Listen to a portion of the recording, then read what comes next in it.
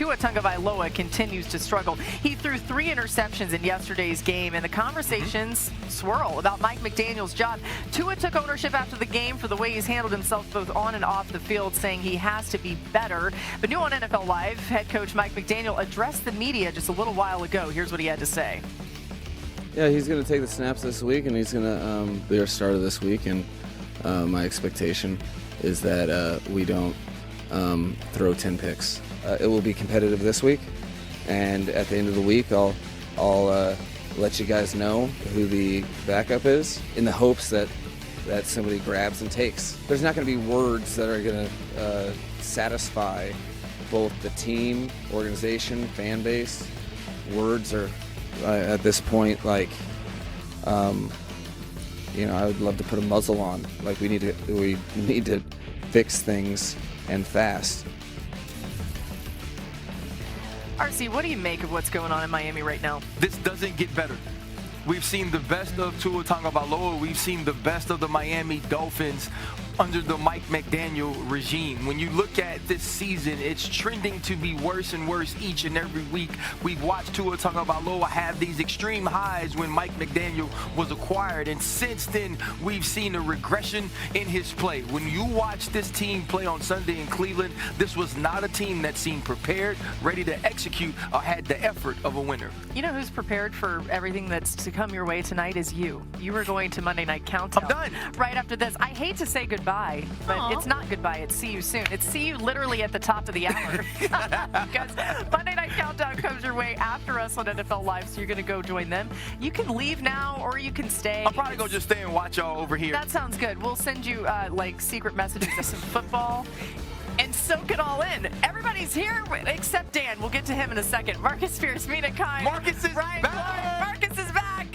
He had a crazy bout with the flu. I'm so glad you're back. How you feeling? I feel great. Okay, So, We're keeping him hydrated, though. Let's think about the flu as your clothes fit better. You know what's so cool about this stadium? I know we got to start. You pull up, there's a giant picture of Jared Goff and a giant picture of Panay Sewell. Isn't that great? I love it. I mentioned Dan's going to join us later. He is on the call for that Seattle game, so we will go out to him in the second hour of our show. Reminder, we are with you for 2 hours. We also have Adam Schefter with us, of course, for some top stories. Shefty, Commanders fans are on edge, waiting for the latest on Jaden Daniels and his status. What can you tell us?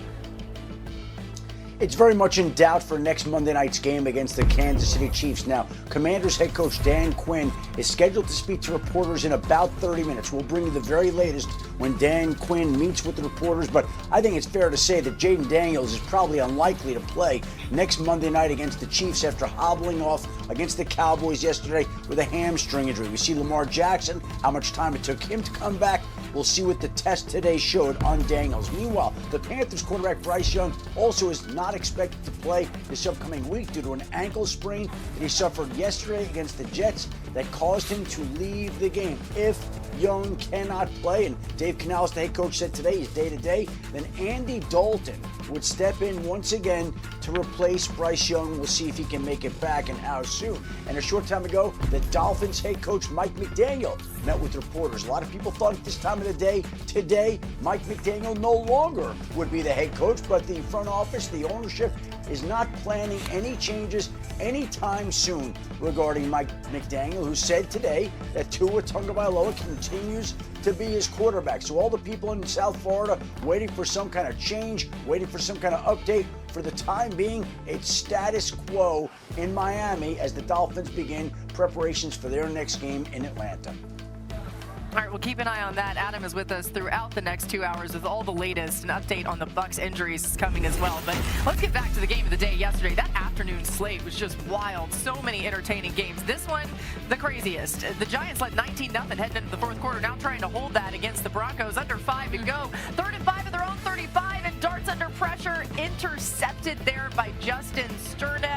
And that return to the Giants 19 off the turnover. The Broncos with second and goal. Bo Nix finds R.J. Harvey. Bo Nix found his stride in the fourth quarter. This was a huge play, got them back in the game. All right, so now they're only down by 3 after forcing a Giants 3 and out. Here's Nix with the design run to the left side. Mina, he runs all the way in untouched. His legs were a massive factor in the fourth quarter, but watch those blocks on that sprint out. The Denver Broncos were blocking their butts off for him. So now you're thinking, like, surely the Giants aren't going to actually lose this game, and Dart's trying to make something happen, finds Wan'Dale Robinson right at the marker, but Swagoo, a roughing the passer penalty ends up in a tough spot. Yeah, added to this play. It was a great play by Dart, sifting through the pocket and finding a guy to try to convert that first down. So later in the drive, 49 seconds to go, Giants facing 3rd and 10, and Dart going deep for Bo Collins, but here's where pass interference is called. Riley Moss had a tough day with a ton of penalties for him. They have the one-on-one down the field. He tries to make the play pass interference, and Sean Payton was not happy. Yeah, he ends up getting flagged as well, by the way. So the next play for New York, Dart right here trying to score, diving in for the go-ahead touchdown, and he just crosses the football over the plane, trying to regain the lead, and that's what He was saying not nice words. Yeah. After this, too. Don't read the lyrics. Oh, no. Okay, so Jude Mikatamne misses wide right. Giants up 32-30. Broncos can now win with a field goal. So 33 seconds to go in this game. And Knicks with time. He finds Marvin Mims Jr. over the middle. Better be lucky than good. Yeah, exactly. 1st and 5 for the Broncos. Knicks finds Cortland Sutton for the 22-yard pickup. Sutton doing what he does best, going up and grabbing the football from other human beings. 2 seconds remaining. Will Lutz can win it right here. 39-yarder, and he drills it right down the middle. Broncos an improbable comeback. They win it. Here's Jackson Dart and the Giants after a crazy loss. It sucks. I mean, it's like I said, I hate losing. We have good leaders on the team. We have good players. We have to find ways to finish the game. There's just no way in hell we're supposed to lose that game. I mean, credit to the Broncos for,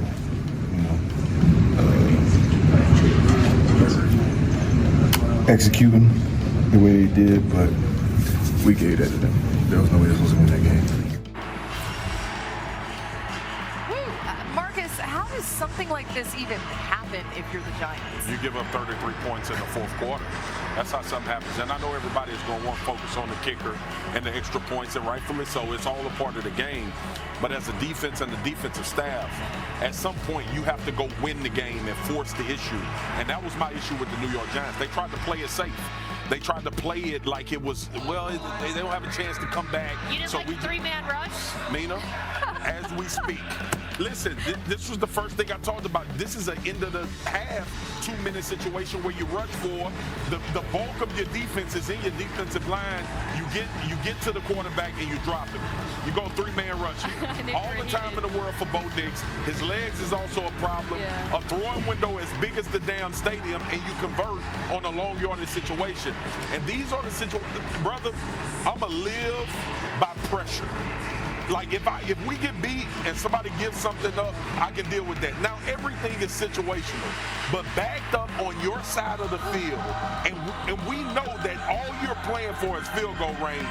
I'm going to pressure the quarterback, whether that's with 4, whether that's stunts in games, or even bringing an extra guy. Yeah, it was defensive collapse on the part of New York, and one of the things that struck me going back and watching Bo Nix and trying to figure out how he flipped the switch, they really didn't seem prepared for him using his legs in a way I found kind of surprising. The final 3 drives for the go-ahead drive. The first one, he has a huge scramble on 3rd down, then zone read for a touchdown. On the next drive, by the way, you saw R.J. Harvey wide open. Big part of the reason why he's wide open